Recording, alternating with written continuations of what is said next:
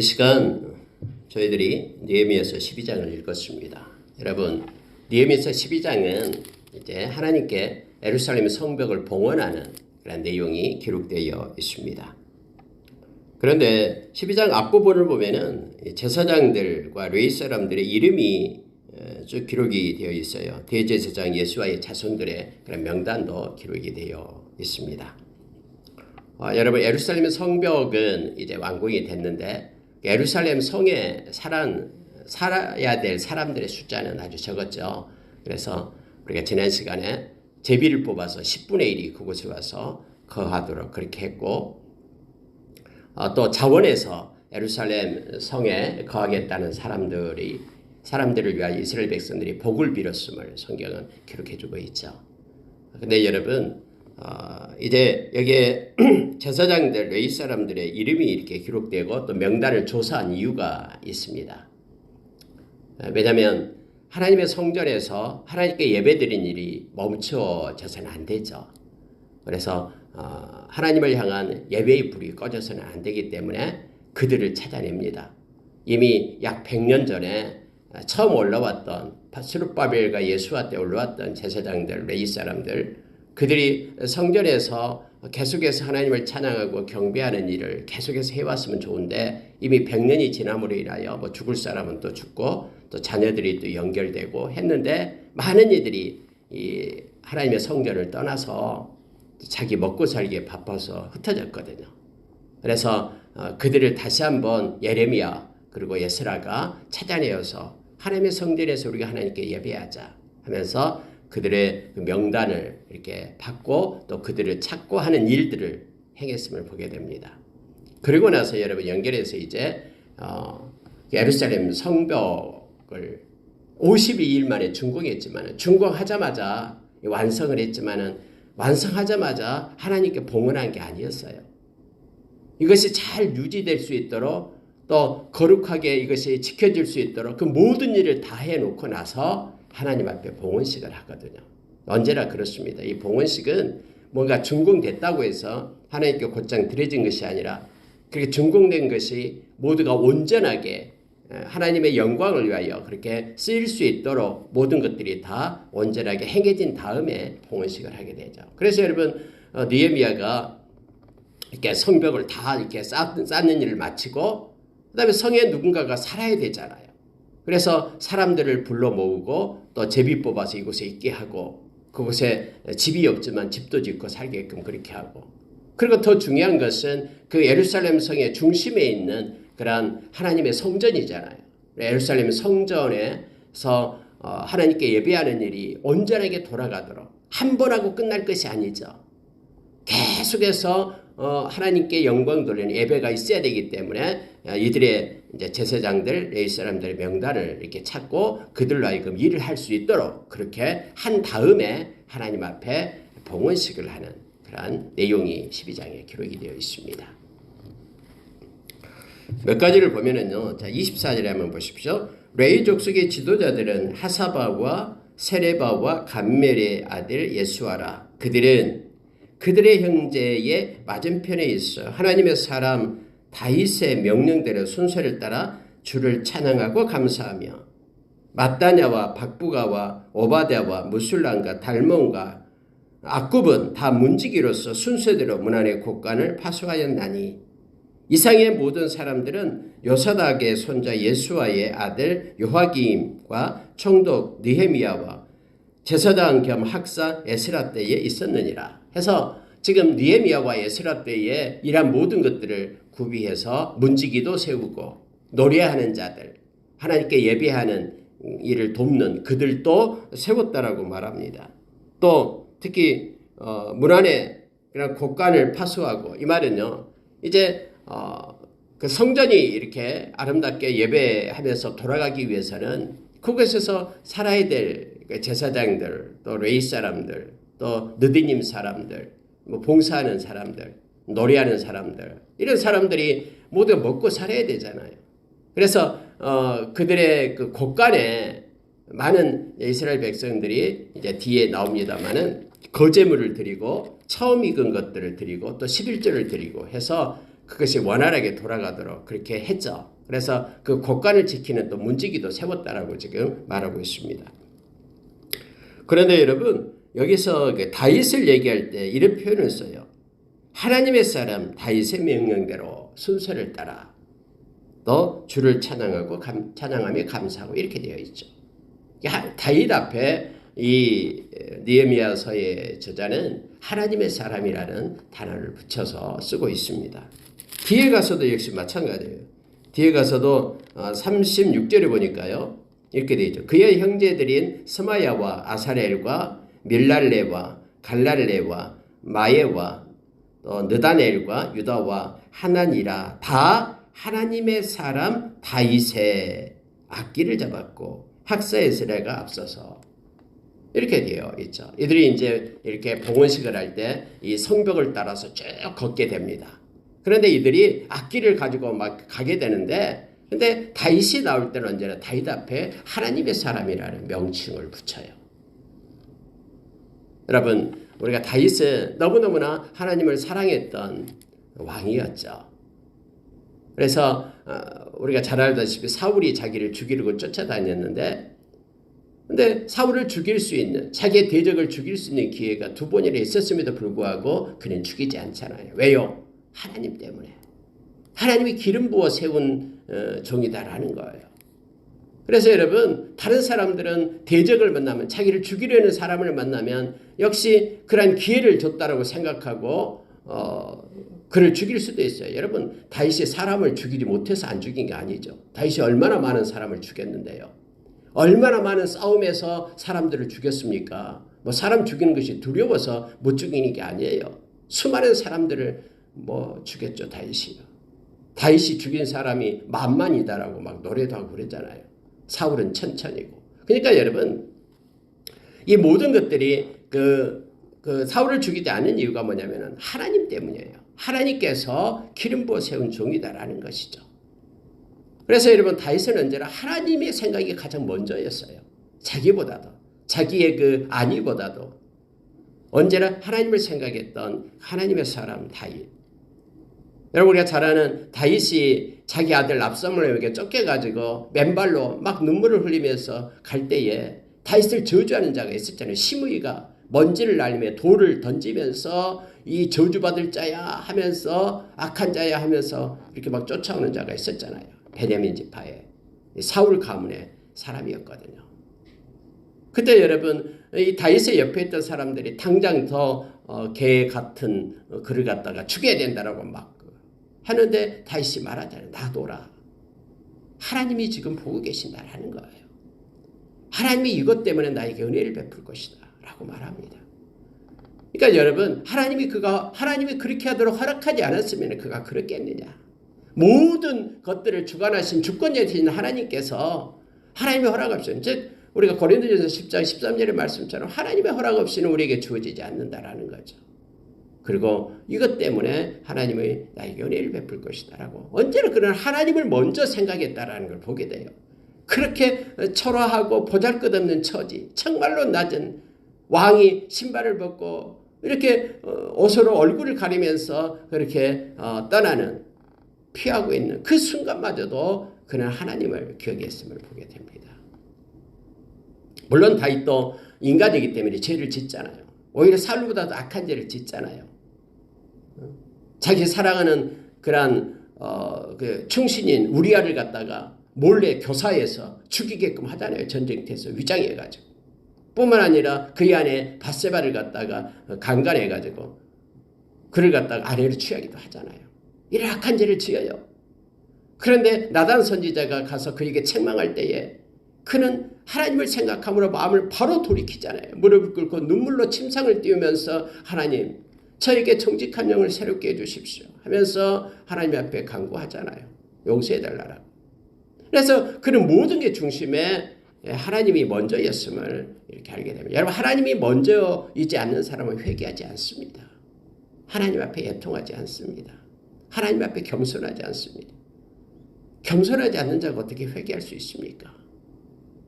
하나님을 인정하고 하나님이 만군의 왕이 만군의 주되심을 왕되심을, 만왕의 왕되심을, 만군의 주되심을 이렇게 인정하는 그가 하나님 앞에 엎드리는 거예요. 하나님의 위대하심과 하나님의 광대하심을 아는 이가 하나님을 찬양할 수 있는 거예요.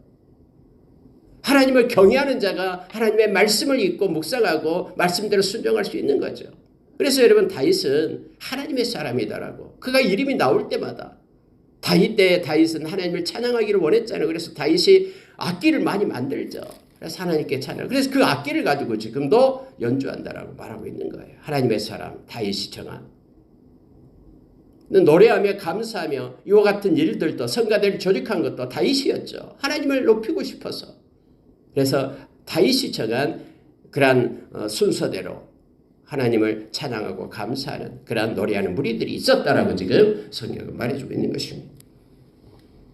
이러한 일들을 지금 느헤미야와 또 제사장 겸 학사였던 에스라 때에 있었다라고 지금 성경 말합니다. 자, 27절 보시기 바랍니다. 예루살렘 성벽을 봉헌하게 되니 각처에서 레위 사람들을 찾아 예루살렘으로 데려다가 감사하며 노래하며 재금을 치며 비파와 수금을 타며 즐거이 봉헌식을 행하리 하며 이렇게 되어 있죠.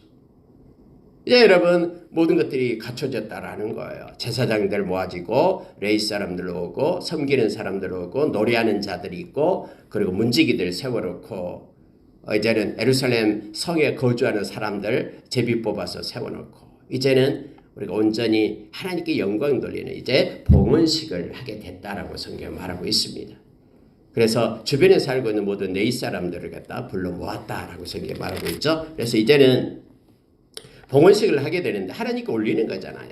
그럴 때는 여러분 꼭 해야 될 일이 있습니다. 정결 예식을 해야 됩니다. 하나님은 거룩하신 분이기 때문에 우리가 정결한 마음으로 깨끗한 마음으로 하나님께 나와야 되죠. 하나님께 예배할 때도 마찬가지고요.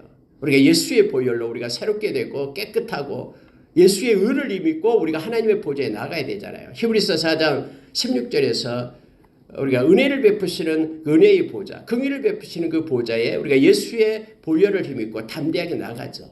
우리 힘으로는 못 나가요. 하나님의 보좌에. 그 거룩한 그 자리에 우리가 어떻게 나갑니까? 그래서 예수의 보혈을 힘입고 깨끗함을 입고 예수의 의를 가지고 예수의 이름으로 우리가 하나님 앞에 나가는 것이죠. 그래서 여러분 이때 당시에는 이게 뭐냐면 정결의식을 행하는데 그들은 어린 양의 피로 정결의식을 행하고 나가는 거예요. 그 어린 양의 피가 바로 예수 그리스도를 상징하고 나타내죠. 예수님이 와서 완성해서 예수님의 십자가의 보혈을 힘입고 우리는 하나님께 나가서 예배하고 또 정결한 자리에 서게 됨을 알게 합니다. 근데 그들은 봉헌하기 위해서 정결의식을 행합니다. 자, 여러분 29절 한번 보십시오. 29절 30절이에요. 또 백갈길과 게바와 야스마웨 들에서 모여들었으니 이 노래하는 자들은 자기들을 위하여 예루살렘 사방의 마을들을 이루었습니다. 제사장들과 레위 사람들이 몸을 정결하게 하고 또 백성과 성문과 성벽을 정결하게 하니라 이렇게 되어 있죠. 노래하는 자들이 먼저 나옵니다. 이 노래하는 자들은요, 이 성 근처에 마을을 이루고 살았어요. 그리고 자기 때가 되면은 이 성전에 와서 이제 하나님을 찬양하고 경배하는 일을 했죠. 그래서 늘 그 성 주변에 예루살렘 사방에 마을들을 이루고서 이 노래하는 하나님께 찬양하고 경배하는 이들이 모여 살았음을 보게 됩니다. 근데 그들이 나와요. 그리고 제사장들과 레위 사람들이 정결하게 하고 몸을 정결하게 했다. 물론 정결의식에 따라서 말씀에 따라서 정결의식을 했죠. 또 백성과 성문과 성벽을 정결하게 했다. 하나님께 드릴 거니까. 하나님께 드리니까 아무거나 드린 게 아니잖아요. 깨끗한 거룩하신 하나님 앞에 정성을 다해서 하나님 앞에 올리죠. 그래서 여기 보니까 백성들 모두 성문, 성벽까지 이 모두를 갖다 정결하게 하고 하나님께 봉헌하는 내용이 있습니다. 여러분 하나님께서 여호수아를 이제 세워가지고 이제 가나안 땅에 7족속과 이제 전쟁을 벌이기 시작하는데 처음에 이제 전쟁하러 들어가는데 하나님이 하나님의 사자를 보내죠. 물론 하나님의 사자는 여기서 이제 예수 그리스도의 현현으로 나타납니다. 그래서 여러분 그들로 하여금 전쟁하기 전에 정결의식을 행하게 합니다. 이 땅은 거룩한 땅이니 신발을 벗으라. 모세에게 행했던 것처럼 그렇게 여호수아에게도 행했죠. 그래서 그들이 이제 광야에서 태어난 사람들, 할례를 받지 않는 이들이 하나님께 속한 할례를 받게끔 하고 나서 전쟁이 시작이 됨을 알게 합니다. 여러분, 언제나 아무리 바빠도 하나님은 대충대충 하시지 않습니다. 하나님의 시계는 정확하거든요. 그래서 아무리 분주해도 조급해서는 안 됩니다. 하나님의 사람들. 하나님의 때는 우리의 생각처럼 그렇게 이루어지는 게 아니죠. 하나님의 때는 하나님의 생각대로 이루어집니다. 그래서 우리 생각에 막 급하다고 바쁘다고 그냥 대충대충 하자고 이게 아니에요. 하나님 말씀에 따라 조급해하지 말고 하나님의 때를 기다리며 또 우리가 깨끗하고 정결한 모습으로 하나님 앞에 나가야 됨을 알게 합니다. 막 전쟁터에 나가는데 아니 지금 할례 받는 게 지금 무슨 소용이 있습니까? 이렇게 생각하는 사람이 있는데 하나님이 원하시는 건 그게 아니거든요. 그래서 하나님은 깨끗하고 정결한 자를 찾습니다. 디모데후서 2장 22절 이하에서 바울 사도는 디모데에게 그렇게 말했다라고 제가 수없이 말하죠. 깨끗한 마음으로 주를 부르는 자들과 함께해라. 그리고 자기의 정욕대로 행하는 것이 아니라 하나님의 의와 믿음과 사랑과 화평을 따르라. 이렇게 말하고 있으면 보게 됩니다. 자, 여러분 이제 정결의식을 할 때 이렇게 두 편으로 나눕니다. 이 성이 굉장히 크거든요. 이 성벽을 따라서 쫙 이렇게 걷게 되는데 한편의 무리 두 편을 나눠서 이렇게 걸어요. 양쪽으로 쫙 가가지고 마지막에 딱 머물러요. 그곳이 어디냐면은 바로 성전이에요. 성전 앞에까지 이제 이렇게 피리를 불고 소고를 치고 나팔을 불고 막기로 연주하면서 기뻐하면서 두 무리로 나누어서 이렇게 가게 됩니다. 오른쪽으로 가는 무리들이 31절이에요. 이에 내가 유다의 방백들을 성문 위에 오르게 하고 또 감사 찬양하는 자의 큰 무리를 둘로 나누어 성벽 위에 대궐을 지어 가게 하였는데 한 무리는 오른쪽으로 분문을 향하여 가게 하니 이렇게 되어 있죠. 그리고 38절에 보니까는 감사 찬양하는 다른 무리는 왼쪽으로 행진하는데 내가 백성의 절반과 더불어 그 뒤를 따라 성벽 위로 가며 이렇게 되어 있습니다. 그래서 성벽 위에 이 성만 쌓는 게 성벽 위에 이렇게 넓어요. 그래서 그것에 이제 이렇게 적들을 지킬 수 있고 돌아갈 수 있고 이런 큰 성벽을 쌓은 거예요. 원래 여러분 성벽을 그렇게 쌓죠. 성벽입니다. 벽만 세우는 게 성벽이 아니라 이쪽과 이쪽, 내벽과 외벽이 있고 사이에는 이렇게 마차도 다닐 수 있는 그런 길을 만들어요. 군사들이 이동할 수 있는. 저기 전라도에 가면은 저희 그 고향 근처에 있는 나간읍성이 있어요. 나간읍성도 이렇게 성을 쌓거든요. 그러면 성 위로 이렇게 걸어갈 수가 있게 되어 있습니다. 그렇게 했다. 그러니까 성벽 위로 이제 대궐을 지어가지고 두 그룹이 이렇게 하나님께 찬양하면서 기뻐하면서 땅을 밟으면서 성을 이렇게 쫙 돌면서 봉헌식을 하는 거예요. 하나님이 주신 이 땅, 하나님께서 보호해 주셔서, 하나님께서 은혜 주셔서 이 성벽을 우리가 완공했습니다. 하나님 받으십시오 하면서 막 찬양하면서 즐거워하면서 이렇게 노래 부르면서 이 성벽을 따라서 두 그룹이 이동하고 있습니다. 물론 여기에서 이제 나는 해서 느헤미야가 바로 왼쪽을 함께 갔음을 보게 되죠. 자, 여러분 40절 보시기 바랍니다. 이에 감사 찬양하는 두 무리가 하나님의 전에 섰고 또 나와 민장의 절반도 함께하였고 제사장 엘리야긴과 마아세야와 미냐민과 미가야와 엘로에네와 스가랴와 하나냐는 다 나팔을 잡았고 하면서 이제 두 그룹이 하나님의 그런 전 앞에 이제 모이게 되었음을 보게 됩니다. 자, 거기에 모여서 43절입니다. 참 이 말씀 참 너무 은혜 있습니다. 이 말씀을 보십시오. 이날에 우리가 큰 제사를 드리고 심히 즐거워하였으니 이는 하나님이 크게 즐거워하게 하였습니다. 부녀와 어린아이도 즐거워하였으므로 예루살렘이 즐거워하는 소리가 멀리 들렸느니라. 여러분, 이 말씀은 지금 뭐라고 기록하냐면요. 우리가 너무너무 기뻤다라는 거예요. 하나님 앞에 봉헌할 수 있는 은혜를 주셔서 너무 기뻐서 그곳에 모인 모든 무리들이 다 즐거이 하나님을 찬양하고 경배했다라고 말합니다. 근데 여러분, 이 경배하고 즐거워하는 그 근거를 어디서 찾냐면요. 성경은 이렇게 말하고 있는 거예요. 이는 하나님이 크게 즐거워하게 하였습니다. 이거예요. 하나님께서 즐거움을 줬다라는 거예요. 그들의 마음 가운데 하나님을 향한 찬양이 기쁨으로 찬양할 수 있도록 마음에 하나님의 기쁨을 부어 주었다라고 지금 말하고 있는 것입니다. 여러분, 우리가 요한복음 15장에서 예수님께서 우리에게 주신 것이 있다 그랬죠. 그게 바로 기쁨이 다 있어요. 나의 기쁨이 항상 너희 안에 있기를 원한다라고 주님 말씀했습니다. 우리가 주님 앞에 있을 때, 주님 안에 있을 때 주님께서는 우리에게 당신의 기쁨을 우리에게 줘요. 그리고 우리가 잘 아는 요한복음 14장 27절에는요. 세상이 줄 수 없는 그 평안을 우리 주님이 우리에게 주신다 했죠. 기쁨과 평안은 하나님께서 우리에게, 우리 주님이 우리에게 주신 것이에요. 이때에도 그들이 하나님을 찬양하고 예배하고 봉헌하고 경배할 때에 하나님이 그들의 마음 가운데 기쁨을 주었다라고 말합니다. 오늘날도 동일합니다. 우리가 마음의 중심을 가지고 하나님을 찬양하고 하나님께 기도하고 예배하게 될 때요. 하나님으로부터 우리에게 공급되는 기쁨과 평안이 있음을 우리가 기억해야 됩니다. 그래서 찬양하는 자가 하나님의 즐거움, 기쁨을 누리게 됨을 알게 합니다.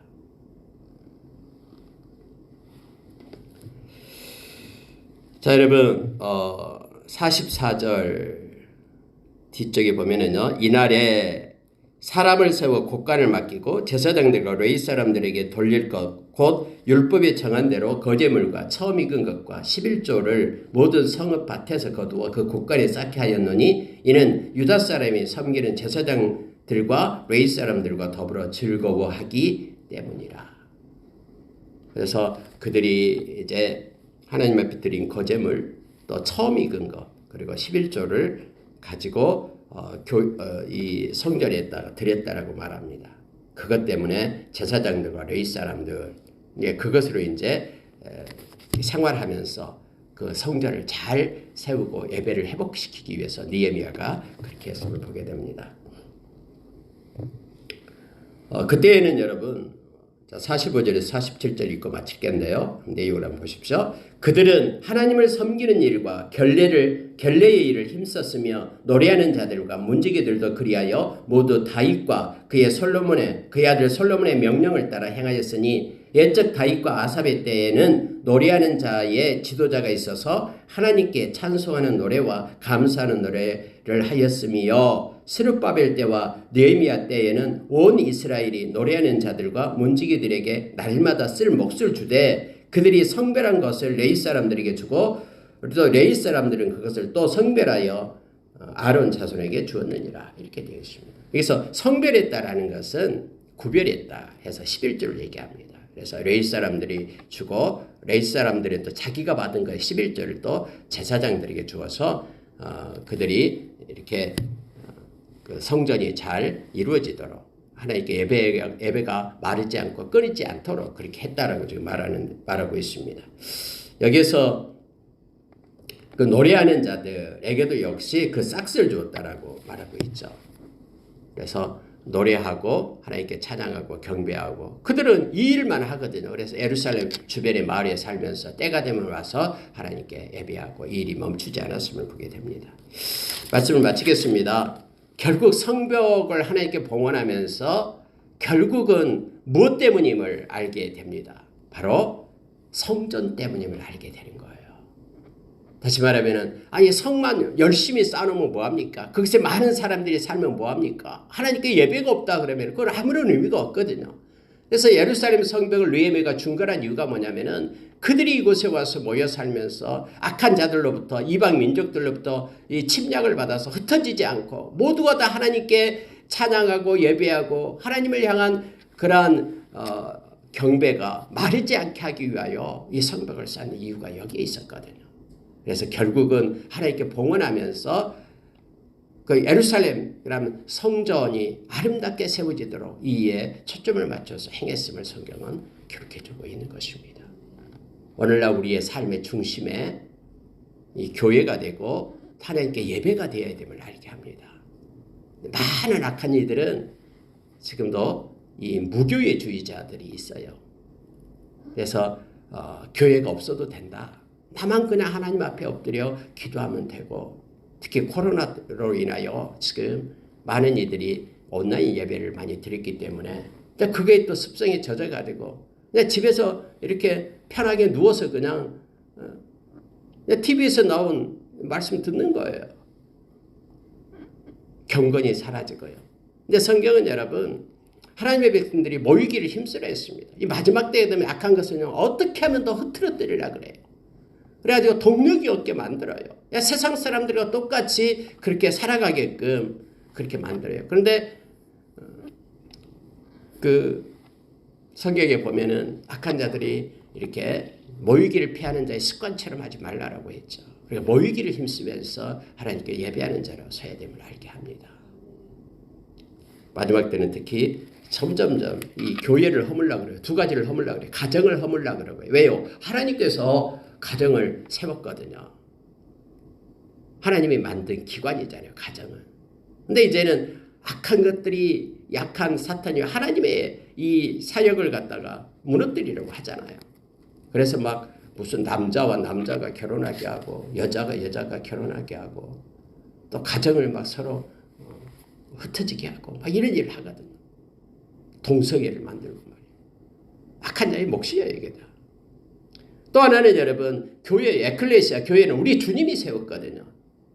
우리가 마태복음 16장 18절에서 내 교회를 세운다. 반석의 교회를 세운다. 음부의 권세가 해할 수 없다. 라고 말하죠. 근데 그래서 악한 자는 할 수만 있으면 이제 교회를 갖다 하나님 우리 주님이 세운 교회를 갖다 부활하심으로 세운 교회를 갖다 흐트러뜨리려고 하거든요. 근데 여러분 악한 자가 우리 주님을 이길 수 있습니까? 교회는 영원합니다. 우리 주님 오실 때까지 교회는 망하지 않습니다. 우리 주님이 머리가 되기 때문에요. 또 가정은 파괴되지 않습니다. 아무리 가정이 파괴되려 해도 끝끝내 가정은 살아남습니다. 우리 하나님이 세우신 것이기 때문에요.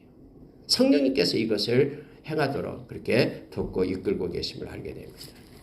진리는 파수되고 보존될 것입니다. 말씀 마치겠습니다. 이렇게 봉헌식을 하는 그런 모습 가운데 우리가 있어서 우리도 기쁨과 즐거움이 막 밀려옵니다. 오늘 하루도 하나님을 찬양하고 경배하며 우리를 영원히 구원해 주신 우리 주님의 십자가 의뢰를 노래하며 하나님께 영광 돌리는 하루가 되기를 원합니다. 기도하겠습니다.